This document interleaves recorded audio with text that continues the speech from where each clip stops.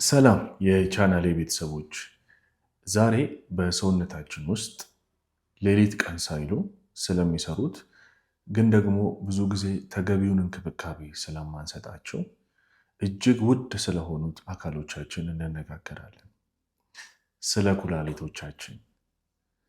ብዙ ጊዜ የኩላሊት ህመም ምልክት ማሳየት የሚጀምረው ኩላሊት ከ70 እስከ 80% የሚሆነው ስራው ሲያቅተው ወይም ሲደክም ብቻ እንደሆነ አያውቁም። ለዚህም ነው የኩላሊት ህመም ዝምተኛው ገዳይ ወይም ሳይለንት ኪለር ተብሎ የሚጠራው። ነገር ግን ዛሬ የምነግራችሁ 10 ቀላልና ሳይንሳዊ ህጎች ኩላሊታችሁ እድሜ ልኩን ሙሉ ጤናማ ሆኖ እንዲቀጥል ያደርጉታል። በተለይ በቪዲዮ አጋማሽ ላይ የምናየው ቁጥር 5 እና 8 ላይ ብዙዎቻችን ሳናስተውለው በየቀኑ የምንሰራቸው እና ኩላሊቶቻችንን ቀስ በቀስ እየገደሉ ያሉ ስህተቶችን ነው። ለቪዲዮ አዲስ ከሆናችሁ ሰብስክራይብ በማድረግ ቤተሰብ ሁኑ። እስከ መጨረሻው አብራችሁን ቆዩ። የመጀመሪያው የውሃ አወሳሰድን ማስተካከል ነው። ኩላሊታችን በቀን ውስጥ እስከ 200 ሊትር ውሃ ወይም ደም ያጠራል። ቆሻሻዎችንና ትርፍ ፈሳሾችን በሽንት መልክ ያስወግዳል። ይህንን ለማድረግ ደግሞ በቂ ውሃ ያስፈልጋል። በቂ ውሃ ካላገኘ ቆሻሻዎችን በኩላሊት ውስጥ ተከማችተው ወደ ኩላሊት ጠጠርና ኢንፌክሽን ያመራል ማለት ነው። ብዙ ሰዎች በቀን 8 ብርጭቆ ውሃ መጠጣት አለብህ የሚለውን ህግ በጭፍኑ ይከተላሉ። ነገር ግን የውሃ ፍላጎት እንደ ሰውነታችን ክብደት፣ እንደምትኖሩበት አካባቢ አየር ንብረት እና ስራችሁ ሁኔታ ይለያያል። ስለዚህ እናንተ የራሳችሁን ማወቅ ከፈለጋችሁ ኪሎግራማችሁን ኮሜንት ሴክሽን ላይ ንገሩኝ። ምን ያክል ውሃ እንደሚያስፈልጋችሁ በቀን ነግራችኋለሁ። ውሃ በቂ መጠጣታችሁን የምታውቁት በሽንታችሁ ቀለም ነው። ሽንታችሁ ንጹህ ወይም ደብዛዛ ቢጫ ከሆነ በቂ ነው። ጥቁር ቢጫ ከሆነ ግን ሰውነታችሁ ውሃ ተጠምቷል ማለት ነው። ሁለተኛው የደም ግፊት ነው።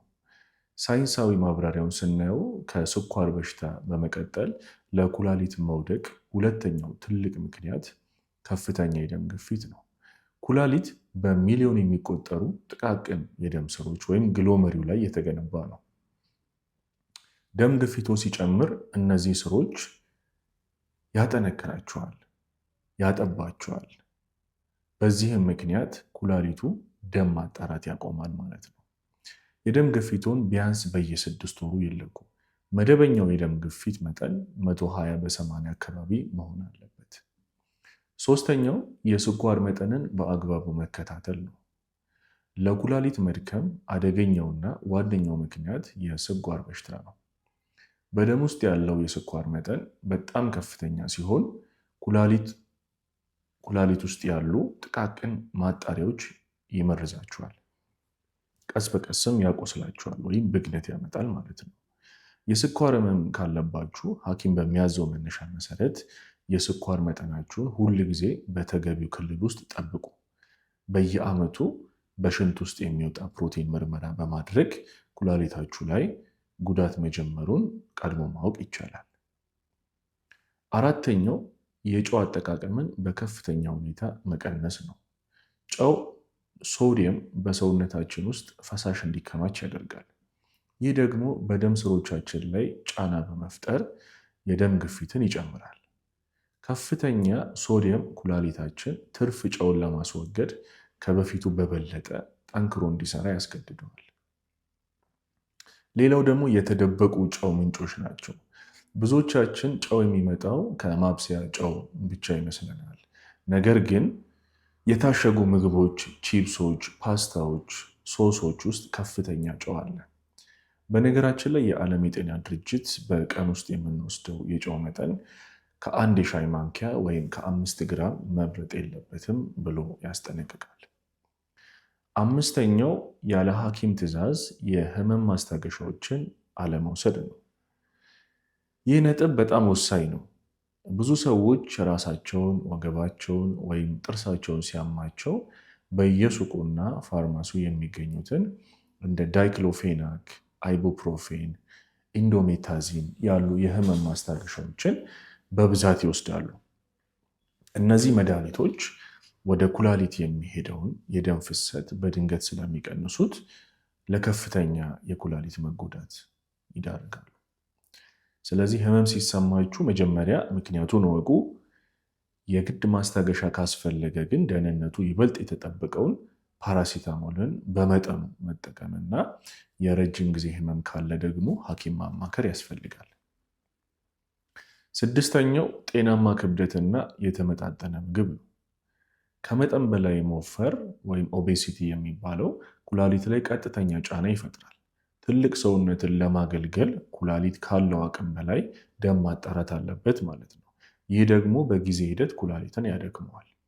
ስለዚህ በፋይበር የበለጸጉ በአትክልትና ፍራፍሬ የበለጸጉ ምግቦችን ይመገቡ። በተቃራኒው ቀይ ስጋን እና በጣም የበዙ ፕሮቲን ምንጭ ያላቸውን ምግቦች ወይም ሰፕሊሜንት ኪኒኖችን በብዛት መውሰድ የኩላሊትን ስራ ያበዛል። ስለዚህ እዚህ ላይም አመጋገብ ላይም ጥንቃቄ አድርጉ።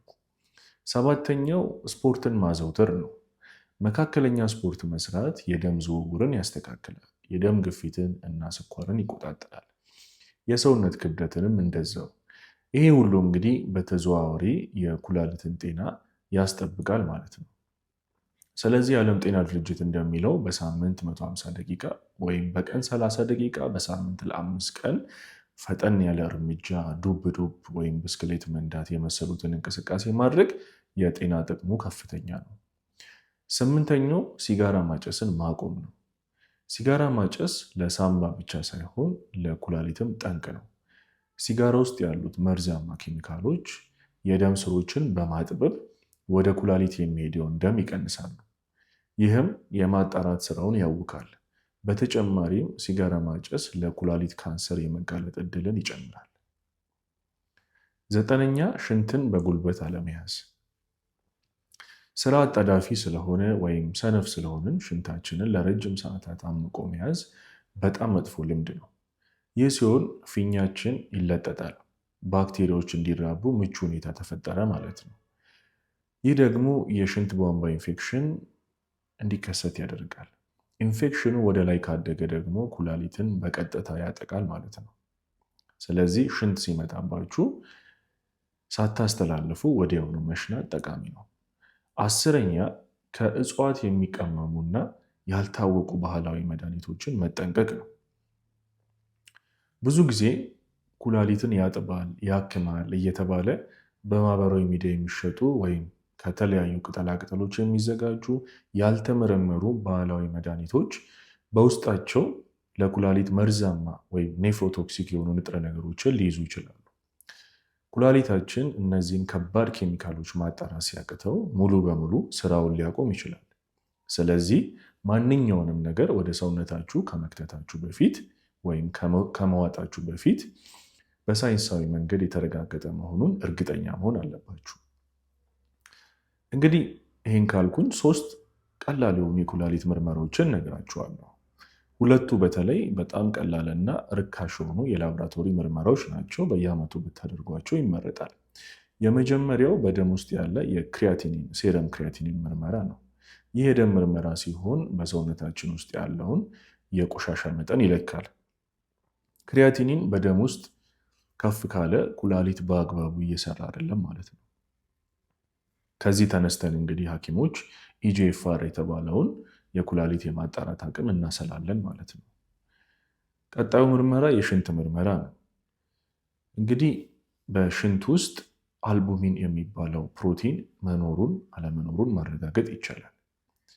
እንግዲህ ይህ ፕሮቲን ካለ የኩላሊት ማጣሪያዎች መጎዳታቸውን የሚያሳይ የመጀመሪያው ምልክት ነው ማለት ነው።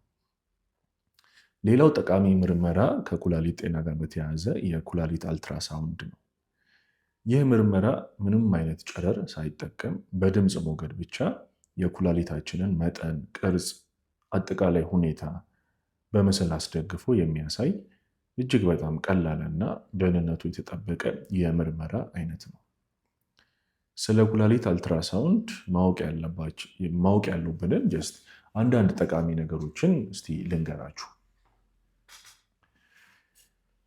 የኩላሊት ምርመራ ብዙ ጊዜ እኛ ዶክተሮች የምናዘው አንዳንድ ጠቃሚ ነገሮችን ስለ ኩላሊት አጠቃላይ ሁኔታ ለማወቅ ነው። የመጀመሪያው የኩላሊት ጠጠር ካለ በኩላሊት ወይም ደግሞ በሽንት ቧንቧ ውስጥ ጠጠር መኖር አለመኖሩን ለማወቅ እንጠቀማለን። እብጠት ወይም ፈሳሽ መከማቸቱን ሃይድሮኔፍሮሲስ የሚባለው በሽንት መዘጋት ምክንያት ኩላሊት ማበጡን ለማየት እንጠቀመዋለን።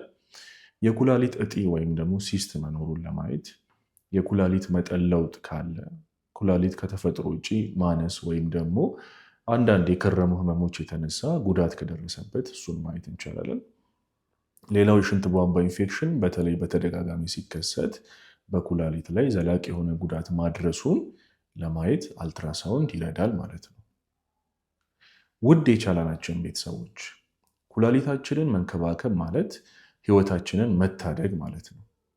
ዛሬ ያየናቸው 10 ነጥቦች ከባድ አይደሉም። የዕለት ተዕለት ልምዳችንን ማስተካከል ብቻ ነው።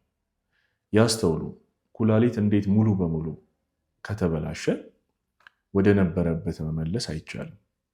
መፍትሄው የኩላሊት እጥበት ወይም ዲያሊሲስ ወይም ደግሞ የመጨረሻው ትራንስፕላንት ብቻ ነው የሚሆነው። ይህ ደግሞ እጅግ በጣም ወጪ የሚጠይቅ ከባድ ነገር ነው። ስለዚህ ሳይረፍድ ዛሬውኑ ራሳችንን እንጠብቅ። እናንተ ከነዚህ 10 ልምዶች ውስጥ የትኛውን ነው በብዛት የምትሳሳቱት? ውሃ በሰዓቱ ትጠጣላችሁ?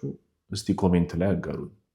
ይህ ቪዲዮ ለአንድም ሰው ቢሆን ህይወት ሊታደግ ስለሚችል ለወዳጅ ዘመዶቻችሁ ሼር ማድረጋችሁን በፍጹም አትርሱ። ቪዲዮን ከወደዳችሁት ላይክ አድርጉ። አዳዲስ የጤና መረጃዎችን ሁል ጊዜ እንዲደርሳችሁ ደግሞ ቻናሌን ሰብስክራይብ በማድረግ የደውል ምልክቷን ተጫኑ። ስላዳመጣችሁኝ ከልብ አመሰግናለሁ። በሚቀጥለው ጠቃሚ ቪዲዮ እስከምንገናኝ በጤና ቆዩልኝ። ቻው።